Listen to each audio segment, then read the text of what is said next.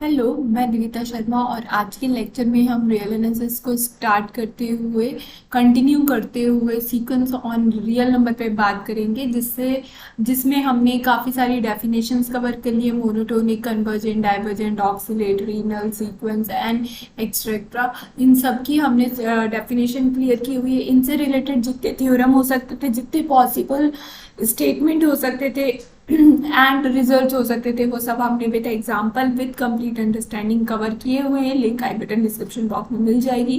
Playlist की link मिल जाएगी। Playlist की लिंक में जाके आप सारे पूरे लेक्चर में जितने भी सीक्वेंस से लेक्चर लगे हुए हैं इस पूरी सीरीज में, वो सब आप एक साथ देख सकते हैं। तो स्टार्ट करते हैं आज के टॉपिक के साथ। लास्ट लेक्चर में हमने limit inferior and limit superior कैसे निकालते हैं वो कुछ क्वेश्चन किए हुए थे। तो उसी से रिलेटेड आगे हमारे पास कुछ डायरेक्ट रिजल्ट हैं, या फिर आप algebra of a limit superior and limit inferior कह सकते हैं। तो वो हम यहाँ पे डिस्कस कर लेते हैं। तो देखिए यहाँ पे हमको क्या दिया हुआ है, एक ए एन दिया हुआ है, एक बी एन दिया हुआ है, और ये दोनों ही आपकी कैसी हैं याद रखिएगा, बाउंडेड सीक्वेंस है। ठीक है, अब आपको, और ये कुछ इस तरीके से हैं, बाउंडेड भी हैं और कुछ इस तरीके से हैं कि जो ए एन की जो सीक्वेंस है हर टर्म में वो बी एन से कम आ रही for every n. That is जो ए वन है वो कैसा है आपका, बी वन से छोटा है, ए टू आपका बी टू से भी छोटा या बराबर है, एंड सो ऑन। इस तरीके से आपको ये चीज़ें दी हुई हैं। अब ये कुछ डायरेक्ट रिजल्ट है, इसलिए मैंने पहले से ही लिख लिए हैं, तो आप इनको याद कर सकते हैं, और नहीं तो आप एग्जाम्पल या अंडरस्टैंडिंग के साथ इनको समझ सकते हैं। तो जैसे कि हमको पहला दिया हुआ है कि जो लिमिट सुपीरियर है A N plus B N का, मतलब इन दोनों सीक्वेंस का अगर आप सम कर देते हैं और फिर लिमिट सुपीरियर निकालते हैं तो वो कैसा होगा, वो कम होगा limit superior of A N plus the limit superior of b n. तो दोनों की लिमिट सुपीरियर इंडिविजुअली निकाल उनका आप प्लस करते हैं तो वो वैल्यू मे बी ग्रेटर आएगी, मे बी इक्वल आएगी द लिमिट सुपीरियर ऑफ दोनों के सम से। ठीक है, फिर नेक्स्ट आ जाते हैं यहाँ पे ए एन और A N plus B N का लिमिट सुपीरियर है। यहाँ तीनों ही कंडीशन यहाँ लिमिट सुपीरियर पे ही दी हुई है। ये तीनों ही limit superior limit superior limit superior of A N plus one and A N plus B N, ये सब तीनों ही सेम है। बट कंडीशन क्या है, यहाँ पे डिपेंड करता है। अगर यहाँ पे दोनों ही इंडिविजुअल लिमिट सुपीरियर आप निकाल रहे हैं तो उनका समीशन कैसा होगा, ग्रेटर होगा आपके राइट हैंड साइड से। ठीक है, बट अगर आप एक का लिमिट सुपीरियर ले रहे हैं और दूसरे का लिमिट इंफीरियर ले रहे हैं तो ये जो इनइक्वालिटी है वो लेसर की आने लगेगी। तो लिमिट इंफीरियर है तो ये छोटी वैल्यू देने लगेगा, तो इसका जो समीशन होगा वो लेसर देन होगा the limit superior of A N plus B n. ऐसे ही अगर अभी आपने क्या लिया था, लिमिट इंफीरियर बी एन का लिया था, अगर आप लिमिट इंफीरियर ए एन का ले लेंगे and limit superior b N का लेंगे तो यहाँ पे जो इनइक्वालिटी है मेन रहेगी लेस देन की। तो दोनों में से किसी एक का भी अगर लिमिट इंफीरियर लेते हैं और दूसरे का लिमिट सुपीरियर लेते हैं तो इसका summation lesser than the limit superior of A N plus B n होगा। ठीक है, फिर नेक्स्ट आ जाते हैं हमारे फोर्थ पॉइंट पे। फोर्थ पॉइंट पे क्या दिया हुआ है कि जो limit inferior of A N plus B n, अब ये तीनों एक जैसे ही हैं सेम तरीके से, बट अब हम क्या ले रहे हैं, लिमिट इंफीरियर। अभी हमने लिमिट सुपीरियर की बात की थी, अब लिमिट इंफीरियर ले रहे हैं। तो जब भी आप लिमिट इंफीरियर लेंगे इन दोनों के समीशन का, तो limit inferior is greater than the individual limit inferior of A N plus B n. तो दोनों का इंडिविजुअल अगर आप लिमिट इंफीरियर निकालते हैं और उनका समीशन करते हैं तो वो वैल्यू लेसर आएगी आपके समेशन के लिमिट इंफीरियर से। ठीक है, तो एक पॉइंट ये हो गया। अब आप मान लीजिए किसी एक का आपने लिमिट सुपीरियर ले लिया है, किसी एक का लिमिट इंफीरियर ले लिया है, तो अगर आपने ए एन का लिमिट सुपीरियर ले लिया है, बी एन का लिमिट इंफीरियर लिया हुआ है, तो इनइक्वालिटी रिवर्स होके यहाँ पे ग्रेटर वैल्यू देने लगेगा। सुप्रीमम ले लिया, बड़ा वैल्यू ले लिया है, ठीक है ना, बड़ा वैल्यू ले लिया है, मतलब सुपीरियर मतलब तो ग्रेटेस्ट, सॉरी सुपीरियर मतलब द लीस्ट अपर बाउंड। ठीक है, तो हमने अपर बाउंड ले लिया है, तो ऑब्वियसली जो इसका समीशन होगा वो लिमिट इंफीरियर ऑफ बोथ से ग्रेटर देन आएगा। सिमिलरली नीचे वाले में सिक्स्थ पॉइंट में भी यही हो रहा है। अब हमने लिमिट सुपीरियर किसका ले लिया है, बी एन का लिमिट सुपीरियर ले लिया है। तो ठीक है, तो इस कारण से हमारा ये वाला जो वैल्यू है वो ग्रेटर आ जाएगा। क्लियर। तो यहाँ पे ये तीन और एक जैसे थे, कुछ चीज़ें थोड़ी सी डिफरेंट थी, ठीक है। फिर इसके बाद आ जाते हैं, अब यहाँ पे अभी तक हमने किस पे बात की, ए एन एंड बी एन के समेशन पे बात की। अब हम बस किस पे बात करें, ए एन डॉट बी एन, दोनों के प्रोडक्ट पे बात करें। तो अगर आप लिमिट सुपीरियर निकाल रहे हैं product of A n and b N का, तो वो क्या हो जाएगा, limit superior of A n into the limit superior of b n से कैसा हो जाएगा, ग्रेटर वैल्यू देगा, ठीक है ना। अब यहाँ पे आ जाते हैं बात, यहाँ पे क्या कर रहा है, लिमिट सुपीरियर, अभी भी ये लिमिट सुपीरियर ही निकाल रहा है of A n dot b n के लिए, बट अब किसी एक की वैल्यू कैसे ले रहा है, लिमिट इन्फीरियर ले रहा है और दूसरे की वैल्यू लिमिट सुपीरियर ले रहा है। तो इस केस में जो आंसर आने वाला, ऑब्वियसली लिमिट इन्फीरियर मतलब सबसे छोटा, ग्रेटेस्ट लोअर बाउंड ले रहे हैं हम, ठीक है ना। तो ऑब्वियसली इनका जो मल्टीप्लिकेशन है वो थोड़ा सा लेसर आ जाएगा द लिमिट सुपीरियर के, जो भी ए एन और बी एन का लिमिट सुपीरियर हो उससे। सिमिलरली ये जो नीचे वाली इनइक्वालिटी है, अब हम किस पे बात करें, लिमिट इन्फीरियर पे बात करें, limit inferior of A n dot b n. तो ये कैसी होगी, ग्रेटर देन होगी the limit inferior of A n dot limit inferior of b n के।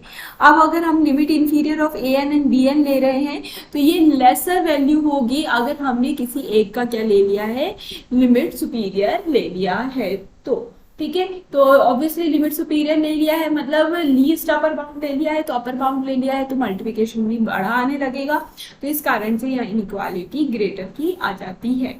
तो ये कुछ रिजल्ट थे, आप याद कर सकते हैं, समझ सकते हैं, इससे रिलेटेड कभी आपको कुछ देखने को मिलता है आपके एग्जाम में डायरेक्ट, तो आप इनका यूज करते हुए लगा सकते हैं। यहाँ कुछ और रिजल्ट्स है, अगर लिमिट इन्फीरियर ऑफ 1/an निकालते हैं तो it is exactly equal to the 1 limit inferior of an, but शर्त क्या है कि जो लिमिट इन्फीरियर ऑफ an है वो पॉजिटिव होना चाहिए। तो अगर पॉजिटिव होता है लिमिट इन्फीरियर ऑफ an तो ये रिजल्ट होल्ड करेगा। अगर अब दोबारा से, अभी हमने लिमिट इन्फीरियर निकाला है 1/an का, अब लिमिट सुपीरियर निकालेंगे 1/an का, तो it is also exactly equal to 1 limit inferior of an। तो लिमिट इन्फीरियर की बात करें 1/an की, तो लिमिट इन्फीरियर 1 में an भी लिख सकते हैं, है ना। और मतलब यहाँ पे सुपीरियर की बात कर रहे हैं तो नीचे अपॉन में भी सुपीरियर लिख सकते हैं, बट यहाँ पे भी शर्त क्या है, जो लिमिट इन्फीरियर ऑफ an है वो पॉजिटिव होना चाहिए। पॉजिटिव होने के केस में इक्वालिटी को ये होल्ड करेगा, ठीक है। 13 पॉइंट में आ जाते हैं, limit inferior of an upon में bn, ठीक है। अब दो सीक्वेंस है an अपॉन में bn, आप इसका लिमिट इन्फीरियर निकालना चाह रहे हैं तो it is greater than the limit inferior of an and the limit superior of bn। याद रखिएगा यहाँ पे सुपीरियर लगा दिया गया, नीचे वाले में सुपीरियर, ऊपर वाले में इन्फीरियर। कब इन्फीरियर है, जब हम लिमिट इन्फीरियर निकाल रहे हैं, तो यहाँ लिमिट इन्फीरियर है तो यहाँ लिमिट इन्फीरियर है, और जैसे उसका अपोजिट लिमिट सुपीरियर इधर। अब यहाँ पे भी शर्त है कि जो लिमिट सुपीरियर है आपका वो कैसा है, ग्रेटर होना, पॉजिटिव होना चाहिए। अब आप क्या कर रहे हैं, यहाँ पे लिमिट सुपीरियर निकाल रहे हैं an अपॉन में bn का। तो अब आप यहाँ पे जब निकालेंगे तो ऊपर वाला क्या हो जाएगा, लिमिट इन्फीरियर अपॉन में the limit superior of bn, इस टाइप से हो जाएगा। और यहाँ पे याद रखिएगा, यहाँ पे ही सिर्फ क्या लिया हुआ है, जो लिमिट सुपीरियर ऑफ bn है वो नेगेटिव है, इस केस के कारण ये सारी चीजें आपको आती हुई दिख रही हैं, ठीक है। अब अगर आप लिमिट सुपीरियर निकाल रहे हैं -an का, तो आप निकाल सकते हैं limit inferior of an of minus, ठीक है। तो ये दोनों एक जैसे ही हैं। यहाँ इन्फीरियर ऑफ an निकालेंगे तो माइनस का मल्टीप्लाई कर दीजिए, और लिमिट ऑफ सुपीरियर निकाल लीजिए तो सीक्वेंस में टर्म्स में माइनस का मल्टीप्लाई कर दीजिए। सिमिलरली यहाँ पे भी इस तरीके से इंटरचेंज हो जाएगा, तो ये दोनों रिजल्ट ऑलमोस्ट सेम है, ठीक है। फिर यहाँ पे अगर हम कोई कांस्टेंट का मल्टीप्लाई कर देते हैं सीक्वेंस में, और कांस्टेंट कैसा है आपका, पॉजिटिव है, तो आप उस कांस्टेंट को बाहर भी निकाल सकते हैं। तो इस तरीके से बाहर निकाल देंगे तो lambda limit superior of an आ जाएगा, ठीक है। अगर अभी भी आपका जो कांस्टेंट है वो पॉजिटिव है, बट अब आप किसकी बात कर रहे हैं, लिमिट इन्फीरियर की बात कर रहे हैं, तो लिमिट इन्फीरियर में भी सिमिलरली लैम्डा बाहर कर दीजिए तो लिमिट इन्फीरियर ऑफ an आ जाएगा, ठीक है ना। अब इसके बाद क्या है कि अगर आपका जो कांस्टेंट है वो नेगेटिव है, नेगेटिव के केस में क्या है, लिमिट अगर सुपीरियर निकाल रहे हैं लैम्डा an का, तो वो क्या हो जाएगा, लैम्डा बाहर आने के बाद लिमिट इन्फीरियर में चेंज हो जाएगा। अगर लिमिट इन्फीरियर निकाल रहे हैं लैम्डा an का, तो लैम्डा बाहर निकलने के बाद लिमिट सुपीरियर ऑफ an हो जाएगा जब आपका लैम्डा नेगेटिव होगा। तो नेगेटिव के केस में आपको ये दो चीज देखने को मिलेंगी, पॉजिटिव के केस में ये सेम तरीके से ही चला जाएगा, सिर्फ लैम्डा हम बाहर कर देंगे। तो ये कुछ रिजल्ट थे हमारे लिमिट इंफीरियर लिमिट सुपीरियर के। बाकी हमने लिमिट इंफीरियर और लिमिट सुपीरियर लास्ट लेक्चर में पूरा कंप्लीट कर लिया है, उससे रिलेटेड रिजल्ट और प्लस हम ऑथेंटिक तरीके से लिमिट इंफीरियर एंड सुपीरियर कैसे निकाल सकते हैं वो सारी चीज़ें हमने वहाँ पे देख ली थी। तो जैसे कि मैंने आपको लास्ट लेक्चर में बोला था कि हम यहाँ पे कुछ प्रैक्टिस क्वेश्चन भी करेंगे। तो ऑलमोस्ट हमारा ये जो सीक्वेंस वाला है वो कंप्लीट हो गया है। कुछ अभी डायरेक्ट रिजल्ट और थ्योरम बचे हुए हैं लिमिट के, जिससे हम लिमिट फाइंड कर सकते हैं, कैसे फाइंड कर सकते हैं कोई भी सीक्वेंस की लिमिट। तो उसके कुछ ट्रिक्स एंड थ्योरम्स बचे हैं, तो वो हम आगे कंटिन्यू करेंगे। बट जितना अभी तक हमने कर लिया है तो उसके कुछ क्वेश्चंस हम यहाँ पे सॉल्व कर लेते हैं, ताकि थोड़ा कॉन्फिडेंस भी बिल्ड होता जाना चाहिए। आप लोग भी क्वेश्चंस प्रिपेयर करते जाइए, थोड़े से लगाते रहिए। ऐसा नहीं है कि आप पूरा कोर्स एक बार में कंप्लीट कर लेंगे देन ही आप क्या करेंगे, क्वेश्चन पेपर को अटेम्प्ट करेंगे। ऐसा नहीं करना है हमको साथ के साथ कुछ क्वेश्चंस को भी अटेम्प्ट करते चलना है, ताकि हमको भी समझ में आए जो हम पढ़ रहे हैं क्या वो सही में पेपर में पूछता है, जो हम जिस अप्रोच से पढ़ रहे हैं क्या उसी अप्रोच से पेपर में पूछता है। ये सारी चीजें भी हमारी साथ के साथ क्लियर होती जानी चाहिए। तो लास्ट में पढ़ेंगे तो मतलब अगर सही नहीं बैठा तो मतलब आपका पूरा टाइम तो वेस्ट हो गया ना। तो साथ के साथ करना चाहिए। पता है ये स्टार्टिंग में आप करेंगे तो क्वेश्चन नहीं अटेम्प्ट होंगे, नहीं आएगा हमसे, बट उससे डिमोटिवेट होने की जरूरत नहीं है। वो एज अ लर्निंग आप उन क्वेश्चन को अटेम्प्ट करिए, एज अ टेस्ट मत अटेम्प्ट करिए कि भाई मार्क्स कम आ गए, फाइनल में भी मार्क्स कमाएंगे। नहीं, अभी हम सीख रहे हैं ना, तो कुछ दिनों बाद हमारे मार्क्स अच्छे आने लगेंगे अगर हम इस प्रैक्टिस को कंटिन्यू रखते हैं। तो चलो स्टार्ट करते हैं यहाँ पे क्वेश्चन के साथ। तो लेट हमको यहाँ पे क्या दिया हुआ है, एक्स है। मेन चीज याद रखिएगा, अगर आप यहाँ पे क्वेश्चन अटेम्प्ट कर रहे हैं मेरे साथ में, तो किस तरीके से क्वेश्चन अटेम्प्ट कीजिएगा, क्या क्या पॉइंट्स आपको याद रखने हैं, किस तरीके से अप्रोच करना है। देखो पहली चीज खुद अटेम्प्ट करके देखिए, नहीं हो रहा है अटेम्प्ट वीडियो पॉज करिए, खुद अटेम्प्ट करके देखिए। फिर उसके बाद वीडियो को ऑन करके फिर जो मैं सॉल्व करवा रही हूँ वो देखिए।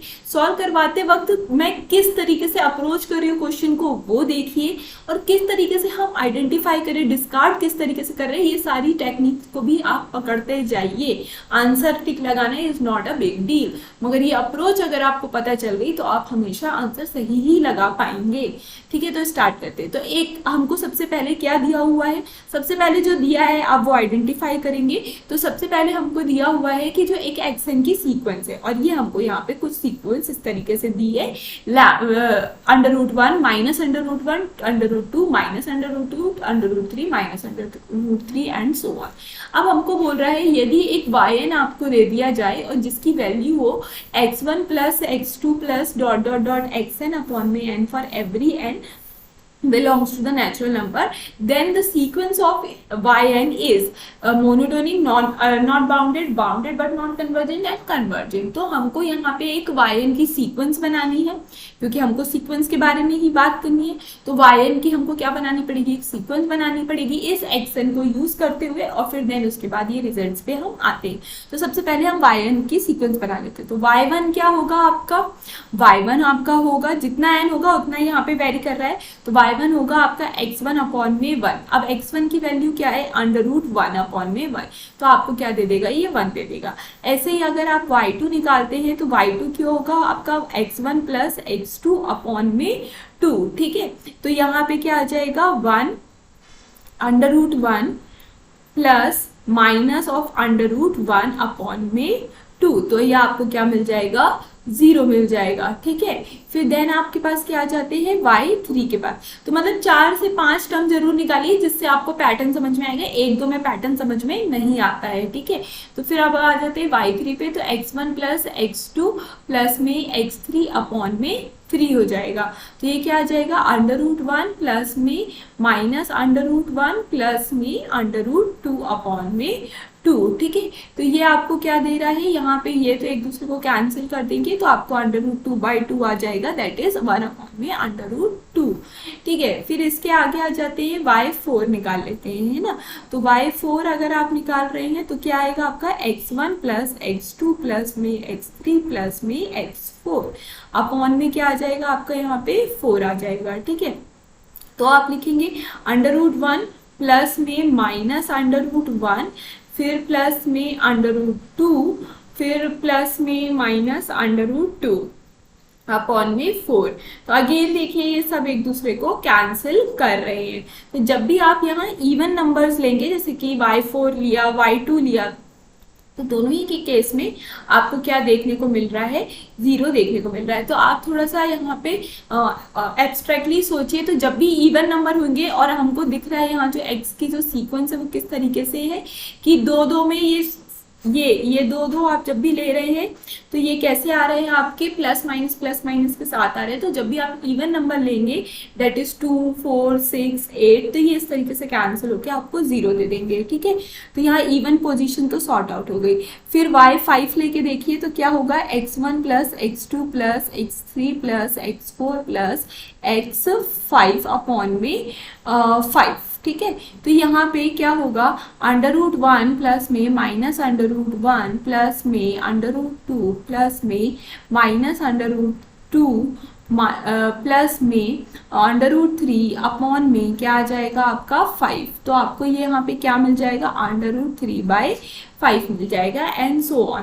इस तरीके से आपको देखने को मिल रहा है। तो जब भी आप ऑड लेंगे तो कुछ ना कुछ वैल्यूज आपको मिलेंगी एंड जब भी आप इवन लेंगे तो आपको कोई भी वैल्यू देखने को नहीं मिलेगी, मतलब जीरो देखने को मिलेगा। तो जो हमारी yn की सीक्वेंस बन के आई है हम उसको देख लेते हैं। तो जो yn की सीक्वेंस है वो हमारी किस तरीके से दिख रही है, हमको 1 दिखा, हमको फिर 0 दिखा, फिर 1/√2 दिखा, फिर 0 दिखा, फिर √3/5 दिखा एंड सो ऑन। इस तरीके से हमको दिखता जा रहा है। अब हमने yn सीक्वेंस बना लिया। अब इस yn सीक्वेंस पे हमसे बोल रहा है कि क्या ये मोनोटोनिक है, क्या ये नॉट बाउंडेड है, नॉट कन्वर्जेंट है, कन्वर्जेंट है। तो मतलब हमको 3 चीज देखनी है, मोनोटोनिक, बाउंडेड एंड कन्वर्जेंट, ठीक है। तो हम यहाँ पे रिजल्ट लगा पाएंगे, है ना। अब देखिए यहाँ पे अब क्या हो रहा है, मोनोटोनिक है या नहीं है। तो सबसे सिंपल सी बात देखो, यहाँ पे पहले क्या आ रहा है, 1 आ रहा है, ठीक है, बड़ी वैल्यू। फिर क्या हो गई, डिक्रीज हो गई वैल्यू, ठीक है, 0 आ गया। फिर क्या हो रहा है, इंक्रीज हो गई वैल्यू, फिर 1/2 आ गया, फिर डिक्रीज हो गई वैल्यू, 0 आ गया। तो इंक्रीज डिक्रीज चल रहा है, इसका मतलब the sequence is not monotonic, है ना। क्योंकि मोनोटोनिक की क्या डेफिनेशन है कि जो सीक्वेंस है वो या तो इंक्रीज करनी चाहिए या इक्वल टू होनी चाहिए, या तो डिक्रीज करनी चाहिए या तो इक्वल टू होनी चाहिए, ठीक है। बट यहाँ पे तो इंक्रीज डिक्रीज दिख रहा है, इसका मतलब है जो ए ऑप्शन है वो गलत हो जाता है because the function is not monotonic. तो ये मोनोटोनिक नहीं है, इस कारण से फर्स्ट ऑप्शन गलत हो जाता है। सेकेंड ऑप्शन में हमसे क्या बोल रहा है, द सीक्वेंस इज बाउंडेड, ठीक है, not bounded, I was sequence is not bounded हमसे बोल रहा है। तो ये देख लेते हैं एंड कन्वर्जेंट भी साथ में ही देख लेते हैं, ठीक है। अब देखो यहाँ पे इस जो सीक्वेंस है इसका कुछ पैटर्न ऐसा है, 1 0 1 0, मतलब ऑल्टरनेट पे 0 मिल रहा है। तो 0 कब मिल रहा है, जब y की इवन पोजीशन ले रहे हैं आप, तो 0 मिल रहा है for every n belongs to natural number के लिए। तो जब भी आप इवन पोजीशन ले रहे हैं y में तो आपको 0 देखने को मिल रहा है। बट जब आप यहाँ पे 2n-1 मतलब ऑड पोजीशन ले रहे हैं तो आपको 1 1/√2 √3/5 एंड सो ऑन इस टाइप की आपको सीक्वेंस देखने को मिल रही है। कब मिल रही है देखने को, जब आप क्या ले रहे हैं, y की ऑड पोजीशंस आप ले रहे हैं तो, ठीक है, ये आ गया। तो देखिए जो ये दोनों ही कॉम्प्लीमेंट्री सीक्वेंस है, y2n and y2n-1 are complementary subsequence. ये दोनों ही आपके कॉम्प्लीमेंट्री सब सीक्वेंस है ऑफ सीक्वेंस yn, ठीक है। क्यों, क्योंकि इन दोनों पोजीशन को अगर हम ऐड कर लेते हैं, ज्वाइन कर लेते हैं तो पूरी की पूरी yn मिल जाएगी। और ये दोनों पोजीशंस में कैसा है, कोई भी इंटरसेक्शन पॉइंट नहीं है, कुछ भी ऐसी ओवरलैपिंग नहीं देखने को मिल रही। तो ये सब सीक्वेंस तो है ही, प्लस ये कैसी है आपकी कॉम्प्लीमेंट्री सब सीक्वेंस है। तो जो ये y2n है, ये जो सीक्वेंस है ये सिर्फ और सिर्फ 0 वैल्यू दे रही है, इसका मतलब है ये 0 पे कन्वर्ज कर रही है, ठीक है। अब हम यहाँ पे y2n-1 वाली सीक्वेंस के लिए भी देख लेते हैं, ठीक है। तो ये सीक्वेंस जो आ रही है, ये जो भी सीक्वेंस आ रही है दैट इज 1 1/√2 3/5। तो ये देखिए आपको इसको देख के समझ में आ रहा होगा, ये डिक्रीजिंग सीक्वेंस है, ठीक है। ये डिक्रीजिंग मोनोटोनिक सीक्वेंस, ठीक है, ये डिक्रीजिंग मोनोटोनिक सीक्वेंस है, ठीक है। और ये पूरी ही सीक्वेंस किससे, 1/n की सीक्वेंस से कैसी है, लेसर है। ये पूरी ही सीक्वेंस 1/n की सीक्वेंस से कैसी है, आपको लेसर देखने को मिल रही है।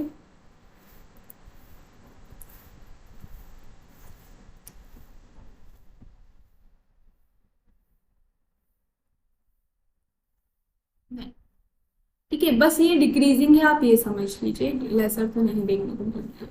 1/1 आ रहा है, फिर उसके बाद 1/1/2, फिर आप करके देखिएगा तो कुछ इस तरीके से आपको देखने को मिल रहा है। डिक्रीजिंग तो समझ में आ रहा है, आप इनको कंपेयर करते जाइएगा तो आपको कुछ इस तरीके से देखने को मिलेगा, ये डिक्रीजिंग है। और ये डिक्रीज होने के साथ साथ जब आप इस पे एन टेंडिंग टूवर्ड्स इंफिनिटी करेंगे, एन टेंडिंग टूवर्ड्स इंफिनिटी करेंगे तो ये कहाँ पे जाएगी, जीरो की तरफ टेंड करती हुई दिखेगी, क्योंकि ये डिक्रीज तो हो रही है बट कभी भी ये नेगेटिव वैल्यूज नहीं देगी। क्यों, क्योंकि एक्सन के पास कोई भी नेगेटिव वैल्यू नहीं आएगी, जो आ रही थी वो कैंसिल हो जाती है, ठीक है। लास्ट में क्या सिर्फ पॉजिटिव वैल्यू ही बचती है, तो ये कभी भी yn क्या होगा, ये जो y2n-1 है, ये सीक्वेंस पूरे ही टर्म्स के लिए, for every n belongs to natural number के लिए ये कैसी है, पॉजिटिव टर्म की सीक्वेंस है। और ये मोनोटोनिकली डिक्रीजिंग सीक्वेंस है, तो ऑब्वियसली ये कहाँ जाएगी, जीरो पे टेंड कर जाएगी।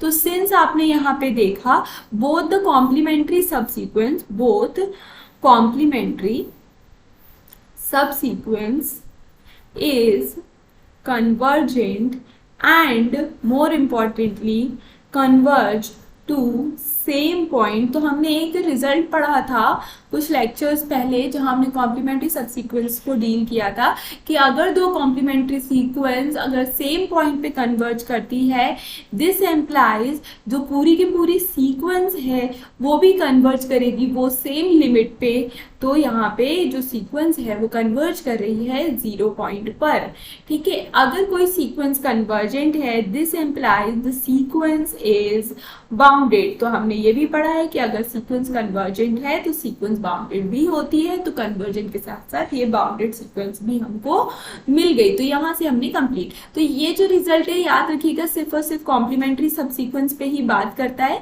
अगर कोई दो नॉर्मल सब सीक्वेंस है वो कन्वर्ज करिए सेम पॉइंट में, doesn't imply the sequence will also converge at the same point, but यहाँ पे since complementary subsequence converge कर रही है at a same point, this implies the sequence will converge at that same point and the sequence is bounded since it is convergent। तो यहाँ पे जो monotonic है वो तो हमने पहले ही कैंसिल कर दिया था, नॉट बाउंडेड भी कैंसिल हो गया बिकॉज द जो हमको मिला है वो दैट इज द बाउंडेड।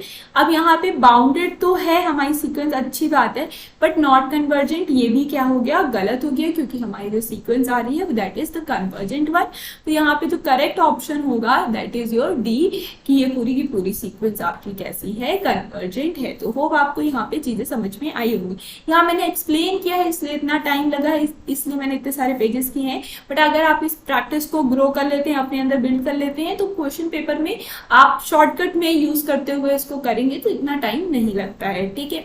फिर नेक्स्ट आ जाते हैं, अगर हमारे पास कोई an सीक्वेंस दी है of a distinct real number, मतलब यहाँ पे जो an सीक्वेंस है वो डिस्टिंक्ट रियल नंबर के की है, मतलब उसके अंदर कोई भी ऐसे नंबर नहीं है जो रिपीट हो रहे हैं, मतलब इन्फिनाइट टाइम या एक भी बार या दो भी बार भी रिपीट नहीं हो रहे। जितने भी नंबर हैं इसके अंदर वो सब के सब एक दूसरे से डिफरेंट हैं, ठीक है।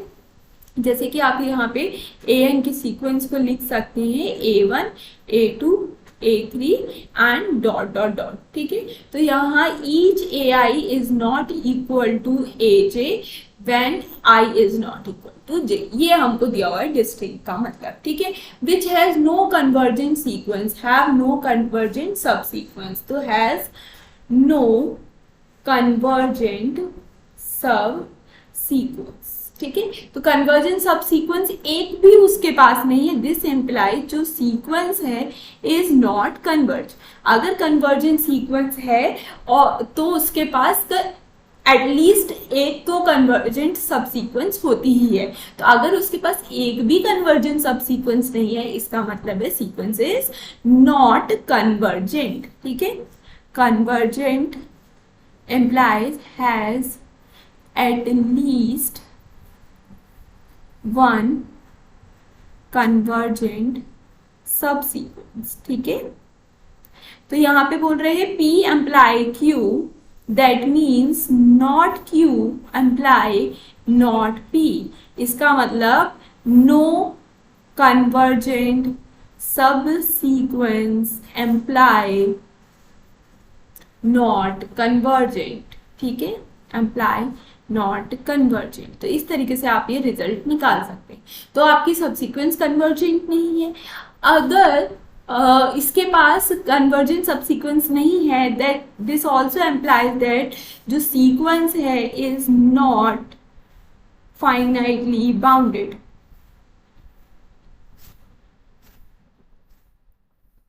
और नॉट फाइनाइटली ऑक्सीलेट। क्योंकि कोई भी अगर फाइनाइटली ऑक्सीलेट अगर आपके पास सीक्वेंस होती है तो उसके पास मोर देन वन कन्वर्जेंट सब सीक्वेंस मिलती है, बट यहाँ पे उसके पास एक भी कन्वर्जेंट सब सीक्वेंस नहीं है। इसका मतलब है जो सीक्वेंस है वो बाउंडेड नहीं है फाइनाइटली, मतलब उसके पास कोई भी फाइनाइट वो जो सीक्वेंस है it's not a finite oscillatory, ठीक है ना। तो यहाँ पे ये दो रिजल्ट मिले, एक पहला ये, दूसरा ये, दो चीज हमने यहाँ पे अप्लाई करते हुए ये चीज हमने समझ ली।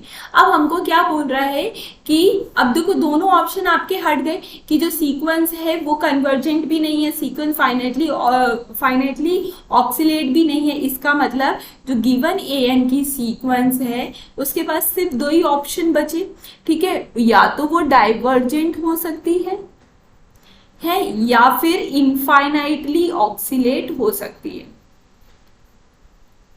इतने ही ऑप्शन है और कोई ऑप्शन है भी नहीं। इनफाइनाइटली ऑक्सीलेट हो सकती है, इनफाइनाइट ऑक्सीलेटरी के केस में भी हैव नो कन्वर्जेंट सब सीक्वेंस, डाइवर्जेंट के केस में भी have no convergent subsequence. तो ये दो ऑप्शन हमारे पास अभी भी रिमेनिंग है। अब हमको डिसाइड करना है अकॉर्डिंग टू, अब जो मॉड ऑफ AN की बात कर रहा है तो मॉड ऑफ AN क्या होगा। तो देखिए पहले तो यहाँ पे लिमिट ऑफ AN की ही बात कर लेते। तो अगर यहाँ पे जो आपकी सीक्वेंस डाइवर्जेंट है इसका मतलब है limit n tending towards infinity पे AN कहाँ जाएगा, या तो प्लस इंफिनिटी पे जाएगा या फिर कहाँ जाएगा, माइनस इंफिनिटी पे मूव करेगा। तो दोनों में से एक ही जगह मूव करेगा, ये और का ऑप्शन है, ठीक है। फिर यहाँ पे अगर इनफाइनाइटली ऑक्सीलेटरी है तो limit n tending towards infinity पे AN दो जगह मूव करेगा, एक प्लस इंफिनिटी पे एक माइनस इंफिनिटी में, कंपल्सरली एक साथ, ठीक है। अब हमसे क्या पूछा है, ये दोनों ऑप्शन पे ही बात कर लेते हैं क्योंकि इससे ज्यादा हम शॉर्ट नहीं कर पा रहे, कोई भी और डाटा हमको नहीं दिया है। अब हमको बेसिकली पूछा क्या गया है कि आप बता दो कि जो limit n tending towards infinity पे मॉड ऑफ AN किस तरीके से बिहेव करेगा। तो हम दोनों ही केस पे लगा के देख लेते हैं। तो अगर हम यहाँ पे limit n tending towards infinity पे अगर इंफिनिटी पे मूव कर रहा है तो limit n tending towards infinity पे मॉड ऑफ AN कहाँ मूव करेगा, मॉड ऑफ इंफिनिटी पे, डेट इज इंफिनिटी पे मूव करेगा। क्योंकि हमने एक रिजल्ट पढ़ा है कि अगर जो लिमिट है n टेंडिंग टूवर्ड्स इंफिनिटी पे AN की वो कुछ आ जाती है, लाइक मान लो A आ जाती है, तो मॉड ऑफ AN की क्या आएगी, मॉड A आएगी लिमिट, ठीक है। तो इस कारण से हमने इस तरीके से लगा के देख लिया। ये रिजल्ट पढ़ा है हमने, इस रिजल्ट का हम यूज कर रहे हैं, ठीक है। अब यहाँ पे दूसरे वाले ऑप्शन पे लगा के देख लेते हैं। जब हमारा AN का लिमिट माइनस इंफिनिटी पे जा रहा है तो यहाँ पे limit n tending towards infinity में मॉड ऑफ AN कहाँ मूव करेगा, मूव टूवर्ड्स माइनस इंफिनिटी का मॉड, डेट इज इंफिनिटी, तो इंफिनिटी पे मूव करने लगेगा। अब यहाँ इंफिनाइटली ऑक्सीलेटरी वाले ऑप्शन में आ जाते हैं। तो जब हम यहाँ पे लिमिट लगाएंगे n टेंडिंग टूवर्ड्स इंफिनिटी पे तो मॉड AN पे लगाएंगे। तो अभी दो ऑप्शन आ रहे थे, दोनों पे ही मॉड लग जाएगा, मॉड इंफिनिटी माइनस इंफिनिटी का मॉड। तो ये दोनों ही ऑप्शन आपको क्या देंगे, इंफिनिटी। तो इन शॉर्ट हर ऑप्शन में आपको मिल रहा है कि जो लिमिट ऑफ AN है वो क्या होगी, इंफिनिटी होगी। तो आपका यहाँ पे जो B ऑप्शन है ये अपने आप ही सही हो जाता है। तो इस तरीके से आप शॉर्ट करते हुए वहां तक पहुंचे और रिजल्ट के अकॉर्डिंग जितनी भी मैक्सिमम पॉसिबिलिटी है सबको आपको देखना है और उस तरीके से आपको आंसर को टिक करना है। तो यहाँ पे B ऑप्शन सही हो जाता है। ठीक है। अब X N be and next question है X N be and unbounded sequence. तो हमको एक सीक्वेंस दी हुई है और वो भी कैसी है, अनबाउंडेड ऑफ नॉन जीरो, मतलब x1 x2 x3 x4 में से कोई भी हमारा एंड सो ऑन कोई भी हमारा जीरो नहीं होगा। तो नॉन जीरो रियल नंबर की हमारे पास सीक्वेंस है। अब हमको बताना है X N must have convergence sub sequence, X N के पास can't have convergence sub sequence, 1 upon X N must have convergence sub sequence and 1 upon X N can't have convergent subsequence. तो हमको एक्सएन या 1 अपॉन एक्सएन के convergent and divergent के बारे में बात करनी है, कन्वर्जेंट के बारे में बेसिकली बात करनी है। तो देखो आपके पास क्या दिया हुआ है कि जो एक्सएन की सीक्वेंस है वो कैसी है, अनबाउंडेड। इसका मतलब जब आप लिमिट निकालेंगे एन टेंडिंग टुवर्ड्स इंफिनिटी पे तो वो कहाँ मूव करेगी, या तो प्लस इंफिनिटी में या फिर एग्जैक्टली माइनस इंफिनिटी पे मूव करेगी। दो ही ऑप्शन है इसके पास, इससे ज्यादा और कोई ऑप्शन नहीं है क्योंकि हमको सीक्वेंस क्या दी हुई है, अनबाउंडेड दी हुई है। ठीक है, तो इसमें ऑक्सीलेटर वाला केस नहीं आएगा।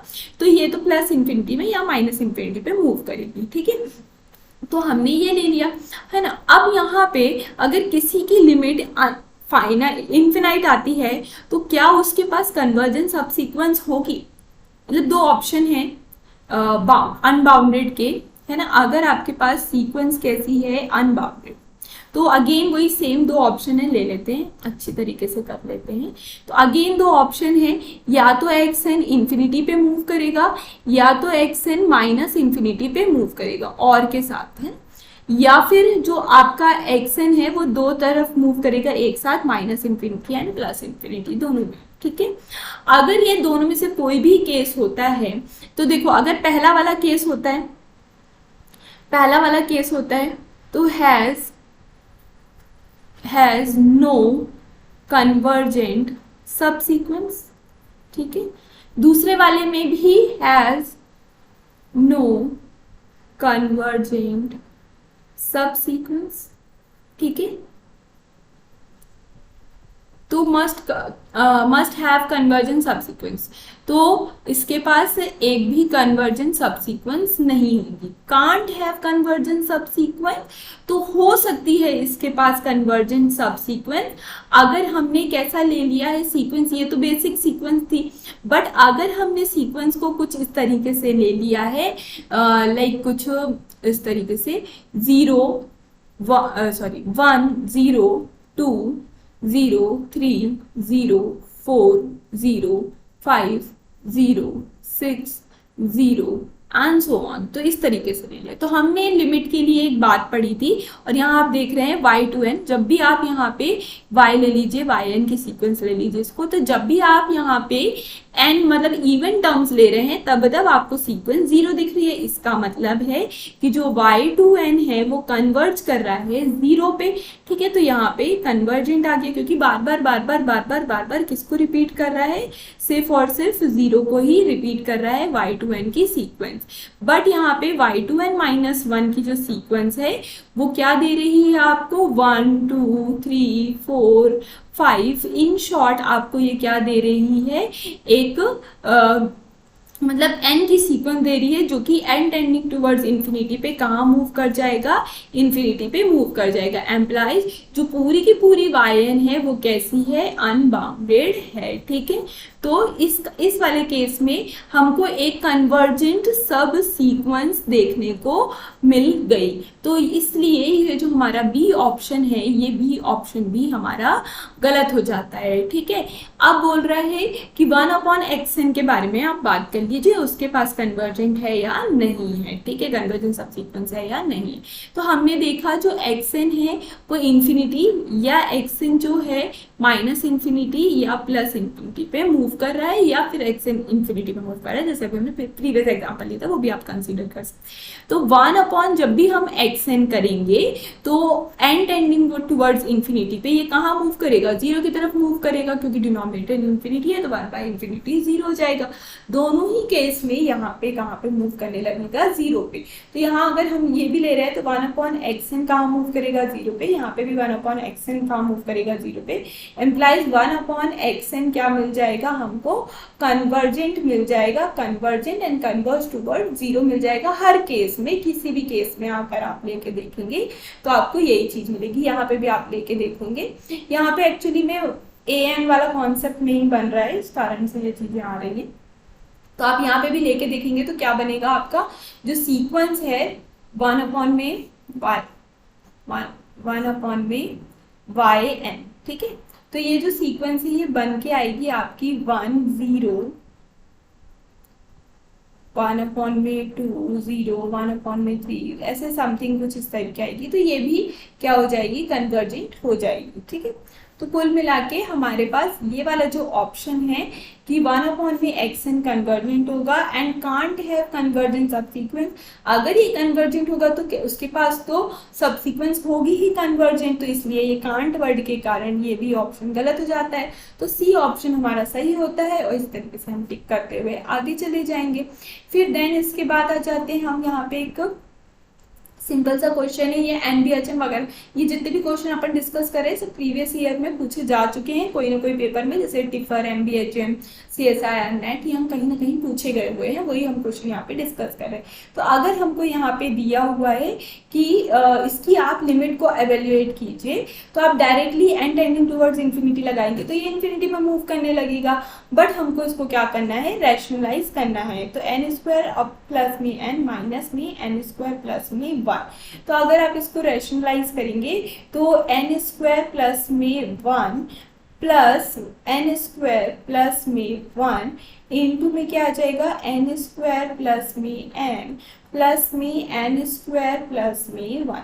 तो रैशनलाइज का मतलब क्या होता है, ये जो सिंबल है मतलब लाइक माइनस है तो आप इसको प्लस कर लीजिए, प्लस है तो माइनस, उससे आप क्या करेंगे, पूरे को ऊपर डिनोमिनेटर न्यूमरेटर को मल्टीप्लाई करेंगे। तो हमने उस तरीके से मल्टीप्लाई कर दिया।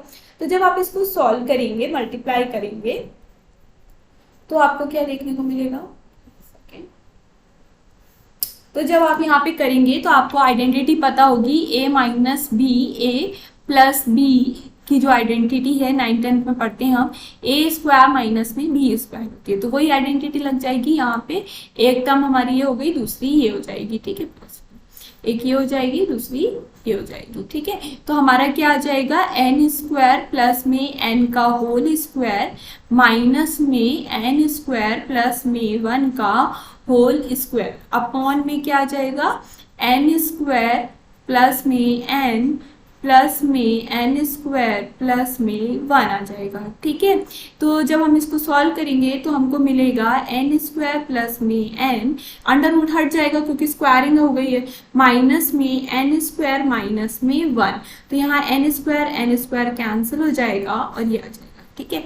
फिर इसमें भी आप n को कॉमन बाहर निकाल लीजिए तो आपको मिलेगा अंडर रूट, यहाँ पे अंडर रूट n बाहर आएगा तो यहाँ पे आपको मिलेगा n प्लस में 1 और यहाँ पे भी आपको क्या मिल जाएगा, n स्क्वायर, यहाँ पे भी अंडर रूट n को आप बाहर निकाल लीजिए, मत निकालिए, तो ये n स्क्वायर प्लस में 1 मिल जाएगा, ठीक है। कुछ इस तरीके से आपको देखना, इसको सॉल्व करेंगे तो n माइनस में 1 अपॉन में n प्लस में 1 प्लस में एन स्क्वायर प्लस में और अंडर रूट n, ठीक है। कुछ इस तरीके से आपको देगा। तो आप क्या करिए, यहाँ पे पूरे में से n को न्यूमरेटर में से और पूरे में n को डिनोमिनेटर से कॉमन निकालें। तो न्यूमरेटर में n को कॉमन निकालेंगे तो 1 माइनस 1 अपॉन n मिलेगा। डिनोमिनेटर में हम किसको निकाल रहे हैं, n को अगर हम कॉमन निकालते हैं तो यहाँ पे क्या मिल जाएगा आपको, अंडर रूट 1 अपॉन में 1 बाई n मिल जाएगा, प्लस में अगर आप n को बाहर निकालते हैं तो आपको यहाँ मिल जाएगा 1 अपॉन में 1 स्क्वायर मिल जाएगा। अब आप क्या कीजिए, ये बिल्कुल सॉल्व हो गया, अब यहाँ पे n कैंसिल हो जाएगा। अब आप क्या कीजिए, इस पे लिमिट लगाइए n टेंडिंग टुवर्ड्स इन्फिनिटी पे, किस पे, 1 माइनस में 1 अपॉन n अपॉन में 1 अपॉन 1 प्लस 1 अपॉन n का अंडर रूट प्लस में 1 प्लस 1 अपॉन स्क्वायर, ठीक है। तब इस पे अगर आप लिमिट लगाते हैं तो आपको ऊपर न्यूमरेटर में 1 मिलेगा, नीचे डिनोमिनेटर में क्या मिल जाएगा, 1 प्लस में 1 डेट इज 1 अपॉन में 2। तो आपका जो आंसर होगा वो क्या आ जाएगा, 1 अपॉन में 2। तो होप आपको ये चीज़ समझ में आई होगी। इस तरीके से आपको कभी भी ऐसे ना आपको CSI नेट में भी ये क्वेश्चन पूछा जा चुका है और NBHM में ये 2 बार रिपीट हो चुका है क्वेश्चन। तो जब भी आपको ऐसे अंडर रूट में ऊपर ऊपर में कुछ दिया हो और n टेंडिंग टुवर्ड्स इन्फिनिटी में इन्फिनिटी जा रहा हो, तो आपको इस तरीके से ही आंसर को टिक करना है, इस तरीके से रैशनलाइज करते हुए वैल्यू को फाइंड कीजिए और लिमिट निकालिए, जिससे आपका ए ऑप्शन यहाँ पे सही हो जा रहा है। ठीक है, फिर इसके बाद आ जाते हैं यहाँ पे ये। अब आपको क्या दिया हुआ है, an एक सीक्वेंस दिया हुआ है ऑफ अ रियल नंबर। अब आपको bn बोल रहा है, जो कि क्या है an प्लस 1 का समेशन है। तो जब भी आप यहाँ पे b2 निकालेंगे, आप b1 आप निकालेंगे तो a1 के बराबर है, b2 आप निकालेंगे तो a1 प्लस a2 के बराबर है। सॉरी, b1 निकालेंगे तो आपका a1 प्लस a2 के बराबर है, b2 निकालेंगे तो आपका क्या आ जाएगा, a2 प्लस a3 के बराबर है। इसी तरीके से आपका जो b3 है वो क्या है, a3 प्लस a4 के बराबर है, एंड सो ऑन। इस तरीके से आपको bn दिया हुआ है। ठीक है ना। अब आपको बोल रहा है कि आप इनमें से बताइए कि कौन सा सही है। तो पेपर में भी आप यहाँ पे एक बार बहुत ध्यान से पढ़िएगा कि ट्रू पूछ रहा है या फॉल्स पूछ रहा है, करेक्ट पूछ रहा है या नॉट करेक्ट पूछ रहा है। बहुत सारे गलतियां तो हम सिर्फ इसी कारण से कर देते हैं क्योंकि क्वेश्चन में कुछ पूछता है, हम आंसर किसी अलग तरीके से लगा देते हैं। ठीक है, अब हमसे बोल रहा है इफ जो bn है वो आपका कन्वर्जेंट है। तो bn हमारा कन्वर्जेंट है, इसका मतलब है जो bn हमारा क्या है, an प्लस में an प्लस 1, इसकी जो लिमिट है n टेंडिंग टुवर्ड्स इन्फिनिटी पे कोई फाइनाइट वैल्यू आ रही है, दैट इज c। ठीक है ना। तो देन जो आपका an होगा वो कन्वर्जेंट होना चाहिए। तो क्या कंपल्सरी an कन्वर्जेंट होगा तभी bn कन्वर्जेंट होगा? नहीं। अगर आपने an ले लिया है -1 टू द पावर n, ठीक है ना, -1 टू द पावर n ले लेंगे, तो जो आपका b1 होगा वो क्या मिलेगा आपको, यहाँ पे 0 मिलेगा। b2 जो होगा वो आपका क्या मिलेगा, यहाँ पे a2 माइनस में, ये भी 0 होगा। फिर ऐसे ही a3 भी आपका 0 होगा। कब 0 होगा, जब आपने an को क्या कंसीडर किया है, -1 to the power n consider किया है। तो ठीक है, तो a1 आपको क्या मिलेगा, -1, फिर 1, फिर -1, फिर 1, फिर -1 एंड सो ऑन, इस तरीके से। तो इसमें आप bn निकाल के देखिए तो bn की सीक्वेंस क्या आएगी, सिर्फ और सिर्फ 0 आएगी। तो इसका मतलब है जो bn है वो तो कन्वर्जेंट हो गया, सिर्फ और सिर्फ 0 वैल्यू दे रहा है, कॉन्स्टेंट सीक्वेंस बन गया, but an is not convergent, क्योंकि an तो आपका फाइनाइटली ऑक्सिलेटरी है। तो इस कारण से ये डिस्कार्ड मेथड होते हैं। अगर आपको एग्जाम्पल क्लिक करता है तो ही आप ये सारी चीजें अटेम्प्ट कर पाएंगे, जो मैंने स्टार्टिंग से रिपीटेडली आपको बोला है कि एग्जाम्पल आपको क्रिएट करते आने चाहिए। ठीक है, तो इस कारण से यहाँ पे ये हमने कैंसिल कर दिया। क्यों? क्योंकि हमने क्या ले लिया था, an इज इक्वल टू में -1 टू द पावर n ले लिया है हमने सीक्वेंस। तो इफ अगर आपका an कन्वर्जेंट है देन bn को डाइवर्जेंट होना जरूरी है क्या, या फिर an कन्वर्जेंट है तो bn क्या डाइवर्जेंट होगा। अब देखो यहाँ पे जो bn है वो an प्लस an प्लस 1 है आपका। तो अगर हम कह रहे हैं कि जो आपका an है वो कैसा है, कन्वर्जेंट, ठीक है। अब आपसे क्या कह रहा है कि जो an है वो कन्वर्जेंट है, कोई फाइनाइट पॉइंट पे टेंड कर रहा है, then n tending towards infinity. ठीक है, तो अगर आप यहाँ पे लिमिट लगाएंगे n tending towards infinity bn पे, तो इसका मतलब क्या होगा, limit n tending towards infinity an plus में an प्लस 1 पे आप पूरे में लिमिट लगाएंगे। लिमिट लिनियरिटी की प्रॉपर्टी को होल्ड करती है, इसका मतलब लिमिट को अंदर ले जाएंगे आप, तो n टेंडिंग टुवर्ड्स इन्फिनिटी पे ये इस तरीके से हो जाएगा आपका। ठीक है, फिर हम क्या करेंगे, अब हमको क्या दिया हुआ है, जो an है वो कैसा है, कन्वर्जेंट है, मतलब कोई फाइनाइट वैल्यू दे रहा है। तो इसका मतलब है अगर an कन्वर्जेंट है तो an प्लस 1 पे भी अगर लिमिट आप लगाते हैं n टेंडिंग टुवर्ड्स इन्फिनिटी की, तो ये भी कोई फाइनाइट वैल्यू पे जाके रुकेगा, और वो भी सेम फाइनाइट वैल्यू में जाएगा, क्योंकि हमने पढ़ा हुआ है कि जो सब सीक्वेंस होती हैं, जितनी भी सब सीक्वेंस होती है of any sequence, any convergent sequence converge to the same point. ठीक है, कन्वर्जेंट सीक्वेंस है तो सभी सब सीक्वेंस हमारी एक ही पॉइंट पे कन्वर्ज करती है। तो इसका मतलब ये भी सी पे कन्वर्ज कर जाएगा, ये भी सी पे कन्वर्ज कर जाएगा। इसका मतलब है कि जो बी एन की जो लिमिट आ रही थी एंड टेंडिंग टूवर्ड्स इंफिनिटी पे, वो क्या आ जाएगी, कोई फाइनाइट वैल्यू आ जाएगी। 2 into the finite remain finite, तो यहाँ पे कोई फाइनाइट वैल्यू आ गई। इसका मतलब है जो बी एन है वो आपका कन्वर्जेंट हो गया। तो पेपर में आपको ये सारी चीजें सॉल्व करके नहीं देखनी, आप ये शॉर्ट में भी कर सकते हैं। मैंने यहाँ एलॉबरेट करके आपको समझाने की कोशिश की है। पेपर में आपकी अंडरस्टैंडिंग बिल्ड हो गई है तो आप अपने आप कहीं पे भी शॉर्ट में करके आप टिक लगा के आगे जा सकते हैं। बट सोचना आपको इसी तरीके से, तभी आप चीजें सही कर पाएंगे। तो इस कारण से जो हमारा बी ऑप्शन है वो गलत हो जाता है, सी ऑप्शन सही हो जाता है। तो बाय डिफॉल्ट डी ऑप्शन गलत हो जाता है, क्योंकि इनमें से एक ऑप्शन सही है तो नन ऑफ दीज भी गलत हो जाता है। तो यहाँ पे सिर्फ और सिर्फ सी ऑप्शन आपको टिक करते हुए आगे बढ़ जाना है। तो इस तरीके से आपको क्वेश्चन अटेम्प्ट करनी है। होप आपको लेक्चर हेल्पफुल लगा होगा, आपको कुछ क्वेश्चंस क्लियर हुए होंगे। अगर आप स्टार्ट कर रहे हैं अभी ये सही चीजें पढ़ना, इन एग्जाम को अभी टारगेट करना स्टार्ट कर रहे हैं, तो ये स्टार्टिंग आपके लिए बहुत अच्छी रहेगी। इसी तरीके से भी आप भी क्वेश्चन को with result, with every option को डिस्कार्ड करते हुए या रीजन फाइंड करते हुए अगर सॉल्व करते हैं तो बहुत बेनिफिशियल होगा, आपको लॉन्ग वो हेल्प करेगा। तो होप आपको चीजें समझ में आई हैं। तो प्लीज लाइक कीजिए वीडियो को, जिससे मुझे समझ में आएगा कि हाँ जो मैं समझा रही हूँ वो आप तक पहुँच पाया है। कमेंट करके बताइए, जिससे मुझे मोटिवेशन मिलती है कि हाँ नहीं, जो मैं पढ़ा रही हूँ आप लोगों को समझ में आ रहा है। प्लस सब्सक्राइब कर लीजिए चैनल को, इसी तरीके से और भी लेक्चर आपके लिए प्रोवाइड करती रहूँगी मैं। Thank you for watching.